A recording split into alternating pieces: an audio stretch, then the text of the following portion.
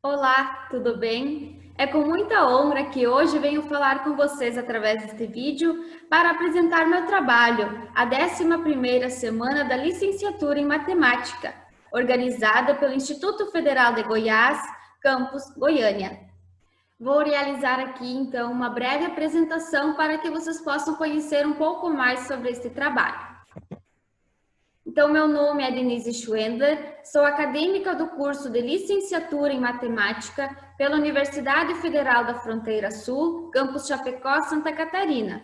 E esse trabalho foi realizado juntamente com minha professora e doutora Marisol Vieira Melo, que é licenciada em Matemática pela Universidade de Passo Fundo, mestre e doutora em Educação pela Unicamp. Esse trabalho, então, trata-se de um relato de experiência que foi intitulado como Fractais e as Funções Exponenciais, um relato de experiência no contexto do estágio curricular supervisionado no ensino médio. Esse relato, então, pretende descrever uma atividade que objetiva interligar os fractais com as funções que o determinam, e, particularmente, neste caso, então, interligar alguns fractais com algumas funções exponenciais. O contexto em que esse trabalho foi realizado, então, ocorreu durante a vivência escolar, no estágio curricular supervisionado 3, que é o estágio que permite, então, a regência em uma turma do ensino médio, concomitantemente também com o programa de residência pedagógica do curso de matemática do UFFS, no qual também fiz parte, sendo desenvolvida então essa atividade em uma escola de Chapecó. E foi realizada com alunos do primeiro ano do ensino médio no segundo semestre de 2019. Eu trago aqui então um pouco sobre a discussão teórica, ou seja, o que embasou esse nosso estudo, esse nosso trabalho. Então, primeiramente, estudamos os documentos curriculares nacionais que norteiam a educação, e cito aqui, então, o exemplo dos parâmetros curriculares nacionais do ensino médio, que consideram que o currículo do ensino médio deve garantir espaço para aprofundar os conteúdos, mas não de forma isolada ou desconectada um dos outros. E, além disso, considera também que seus conceitos são apresentados de forma fragmentada, mesmo que de forma completa e aprofundada, nada garante que o aluno estabeleça alguma significação para as ideias isoladas e desconectadas umas das outras. Então, a partir disso, surge a necessidade de apresentar ao aluno uma interligação entre os conteúdos e não abordar cada conteúdo dentro da sua caixinha, mesmo que seja da forma mais esplêndida possível. É necessário instigar o aluno a perceber essas interligações também, porque pela nossa realidade em sala de aula, percebemos que os alunos têm bastante dificuldade de fazer isso por si só. Então, é papel do professor também demonstrar e representar com eles algumas interligações nesse sentido. Além disso, a Base Nacional Comum Curricular, no que diz respeito às finalidades do ensino médio, considera importante garantir o protagonismo dos estudantes em sua aprendizagem e o desenvolvimento de suas capacidades de abstração, reflexão, interpretação, proposição e ação, essenciais à sua autonomia pessoal, profissional, intelectual e política. Então, buscamos em nossa atividade atender a essas demandas que esses documentos abordam aqui. Garantir o protagonismo, fazer o aluno refletir, buscar interpretações, também trazer o aluno como ser ativo na sala de aula, para que ele possa se empenhar mais nesse processo de ensino-aprendizagem e também ter um desempenho melhor em relação a isso. E por que, então, escolhemos a função exponencial e os fractais? Então, o conteúdo de função exponencial foi o que caberia a ser estudado nesse meu período de regência, já no final deste período. E então, pensando em fazer uma atividade um pouco diferenciada e trazer os fractais também, que é um conteúdo geralmente pouco explorado em sala de aula, mas que traz uma infinidade de relações. Então, buscou-se trazer os fractais juntamente com a função exponencial. A geometria clássica sabemos que não é suficiente para descrever todas as situações do universo, e por isso se torna algo importante também o estudo dos fractais. Porque Mandelbrot, que é um dos protagonistas, um dos pioneiros no estudo de fractais, ele aborda que nós não temos figuras simples em nosso dia a dia. Não são tudo figuras fáceis de compreender, como, por exemplo, as montanhas não são simples cores. As nuvens não são esferas. As costas das ilhas não são círculos. Os rios não correm em linha reta. Ou seja, ele aborda que é muito importante o estudo dessa geometria fractal para que ela possibilite ao aluno visões diferentes da realidade. E a partir disso, então, utilizou-se para essa atividade uma das definições de fractal, que seria, então, é um objeto geométrico que pode ser dividido em partes, cada uma das quais semelhante ao objeto original. Diz-se que os fractais têm infinitos detalhes, são geralmente autossimilares e de escala. Em muitos casos, um fractal pode ser gerado por um padrão repetido, tipicamente um processo recorrente ou iterativo. Então, esse tipo de fractais foram os mais explorados nessa atividade, conforme eu vou mostrar logo adiante. Os fractais que são construídos por padrões repetidos. Então, um pouco sobre a metodologia dessa atividade. A primeira etapa, então, foi a introdução do conceito de fractal, e depois uma atividade proposta aos alunos, considerando como metodologia ativa a investigação matemática. Então, primeiramente foi apresentado aos alunos algumas imagens. Através da ferramenta do PowerPoint, dos slides, foi mostrado aos alunos esse conjunto de Mandelbrot. Então, os alunos começaram por si só perceber algumas relações, algumas semelhanças que a gente tinha a cada aproximação dessa figura, e também foi possibilitado a apresentação de um vídeo que mostra exatamente o zoom aplicado nessa imagem, o que traz a ideia da recorrência, ou seja, autossimilaridade de cada parte em relação ao todo. Além disso, também foi estudada a curva e o floco de neve de Koch, então mostrando a questão do infinito, a autossimilaridade, padrões repetidos, e os alunos conseguiram aos poucos, só de apresentar essas imagens e comentar um pouco, os alunos já foram encontrando algumas ideias, já destacando, olha, a similaridade, ali temos padrões repetidos, e aos poucos, então, assim, foi se construindo a ideia do que seria um fractal. Além disso, também foram apresentados alguns fractais na natureza, principalmente uma ocorrência bastante considerável em flores. Aqui eu trago um exemplo, a samambaia, que quanto mais a gente aproxima cada folha da samambaia, parece que nós temos novamente a imagem, a flor ou os ramos da flor como um todo, porque traz as questões da autossimilaridade, da repetição, e com isso, então, também através de vídeos interativos, foi possível demonstrar aos alunos algumas ideias sobre o que definiria um fractal. Além disso, também aqui a imagem do pulmão humano, ou seja, trazendo a importância do estudo da geometria fractal, aqui na área da medicina, para o estudo de doenças, o avanço das doenças, alguns meios para prevenir doenças também podem ser usados ou estudados a partir do conhecimento da geometria fractal.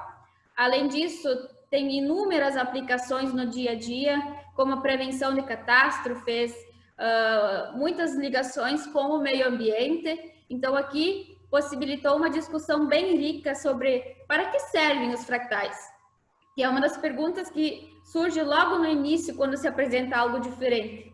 Para que serve isso? Então, aqui os alunos já puderam perceber algumas relações importantes sobre o que nós estávamos abordando em sala de aula, com a realidade, com o dia a dia e situações práticas também. Então, esta aqui foi a primeira atividade proposta aos alunos.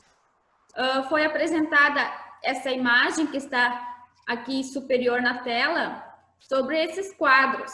E os alunos, então, foram questionados a partir da visualização dessa imagem, quantos quadrados, ou aqui, quantos quadros eles poderiam perceber ou contar em cada uma dessas situações. E em cada situação, nós, então, consideramos como sendo um nível da sequência. Aí, prontamente, esse quadro foi apresentado em branco e completado pelos alunos, diretamente no quadro. Os alunos, então, perceberam, no nível da sequência 0, que seria o inicial, nós temos um quadro. No nível 1, que seria o próximo, nós temos 5. Depois, nós temos 25.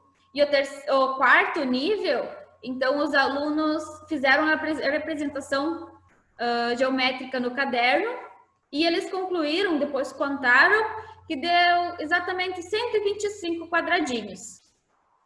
Então, eu fui questionando os alunos, que relação vocês percebem entre um nível da sequência e outro? Então, aos poucos, eles começaram a soltar a ter algumas ideias, assim, trazendo a questão de que isso seria uma potência.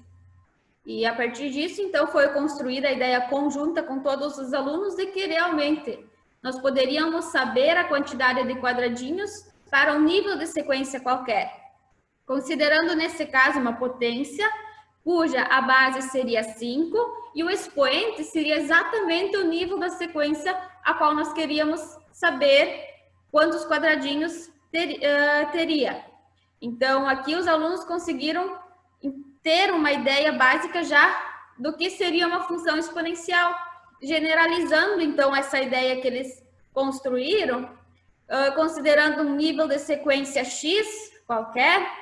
Então, nós teríamos uma função que determinaria a quantidade de quadrados para um nível qualquer, aqui denominado x, sendo então a função 5 elevado a x.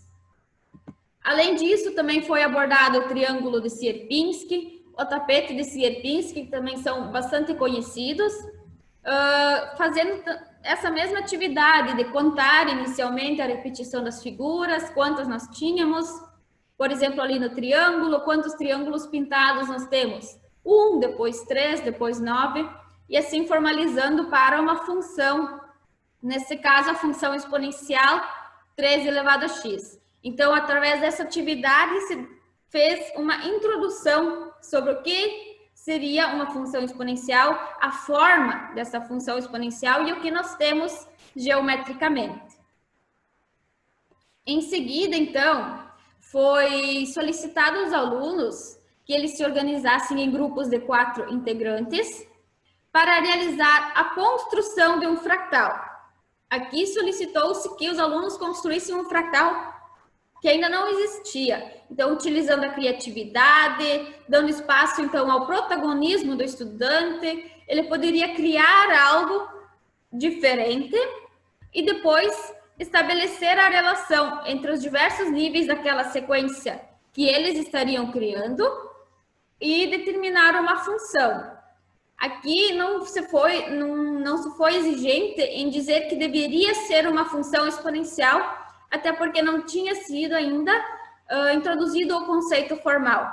Mas eles já entenderam basicamente essa ideia de como seria realizar essa atividade. Então, aqui a primeira imagem, ela traz uma atividade desses alunos, onde eles tentaram representar, então, um fractal, considerando, então, a área dentro desse quadrado, a área externa ao setor circular que foi inscrito. Eles construíram uma função aqui também, embora que nesse caso não fosse uma função exponencial. Mas eles já tiveram uma ideia inicial, trazendo a questão do infinito, autossimilaridade, entre outros aspectos que definem. A segunda atividade aqui, a segunda imagem, também traz um trabalho de um grupo de alunos. Aqui eles utilizaram uma atividade já que já existe o conjunto de Cantor, representaram geometricamente e determinaram a função 2 elevado a x. Aqui temos outras ainda. A terceira atividade aqui, então, traz a representação de círculos, que no primeiro nível nós temos um círculo, depois já temos 7 círculos inscritos e assim seguindo sucessivamente, onde eles determinaram a função de 7 elevado a x. A quarta atividade aqui também traz a questão do infinito, autossimilaridade e repetição de imagens, embora que geometricamente não esteja nas medidas coerentes aqui, os alunos demonstraram já terem compreendido uma ideia inicial do que seria uma função exponencial. Os alunos já trazem uma certa ideia, já estão construindo um conceito de função exponencial próprio. Então, embora não seja ainda abordado algo formalmente, eles já conseguem ter uma ideia inicial que pode facilitar o estudo posteriormente. Aqui eu trago, então, alguns resultados, algumas conclusões sobre esse trabalho. Então, esperava-se que os alunos fossem além do tradicional, com uma construção criativa de coisas novas, de situações diferentes. Porém, muitos deles partiram dos fractais que nós tínhamos visto já anteriormente na aula, situações semelhantes. Claro que hoje em dia sabemos que é difícil tirar os alunos da zona de conforto, então já é uma tarefa diferente eles terem que criar alguma coisa. Então eu acredito que foi um resultado ainda bastante positivo, porque todos fizeram a atividade, apresentaram para a turma, saíram ideias bem legais também. E também se considera importante o aprimoramento dessa atividade para aplicações futuras, ou seja, essa atividade pode ter diversos aperfeiçoamentos para se tornar uma atividade ainda mais produtiva e mais significativa pelos alunos. E percebeu-se que seria necessário também a disponibilidade de um tempo maior para fazer essa atividade. Então, como eu já mencionei anteriormente, essa atividade foi realizada ao final do período da regência, então não foi possível prorrogar ainda mais o tempo, e por isso a atividade ocorreu de forma bastante rápida e não possibilitou o aprofundamento adequado. Seria necessário, sim, ter mais tempo, aprofundar e aproveitar melhor também essa atividade. Em relação à metodologia utilizada, como eu citei anteriormente, que foi utilizada a investigação matemática, acredita-se que essa possa ser utilizada em diferentes e diversos conteúdos na disciplina matemática. Então, ela posiciona o aluno como ser ativo no processo de ensino-aprendizagem. Eu não comentei muito sobre o que seria essa metodologia, porém, eu considero que, em poucas palavras, para descrever o que seria uma investigação matemática, é fazer uma viagem ao desconhecido, porque para mim também foi surpresa do que os alunos iriam trazer, porque eu não sabia o que eles iriam construir, eu não sabia como eles iriam lidar com a atividade. Então, eles elaboraram as atividades da forma que foi solicitado, claro que alguns com dificuldades, depois apresentaram, entregaram, e a partir disso foi feita, então, uma conceituação formal sobre como se define uma função exponencial, a forma geral da função exponencial, algumas aplicações mais aprofundadas. Então, essa metodologia de o aluno buscar, criar e, a partir disso, formalizar um conceito, eu considero muito importante e que deve, de fato, fazer parte das aulas de matemática e diversas outras disciplinas também. Aqui trago algumas referências, então, embora aqui eu não tenha citado todos os autores, eles estão no trabalho completo. Então, caso alguém tenha interesse em ter acesso ao trabalho completo ou queira fazer algum comentário sobre esse trabalho, queira dar alguma sugestão de aprimoramento, de como poderíamos melhorar, pode enviar, então, entrar em contato conosco, enviar um e-mail pode ser pelo meu e-mail denise.schwendler@hotmail.com ou também pelo e-mail da professora marisol.melo@uffs.edu.br. Então, estamos abertos a sugestões, a críticas, a comentários diversos que alguém queira fazer sobre esta atividade. Então, dessa forma, eu agradeço a todos que disponibilizarem o seu tempo para assistir a este vídeo. Muito obrigada pela oportunidade, agradecer ao SEMAT, que proporcionou a nós todos um evento incrível, e até mais.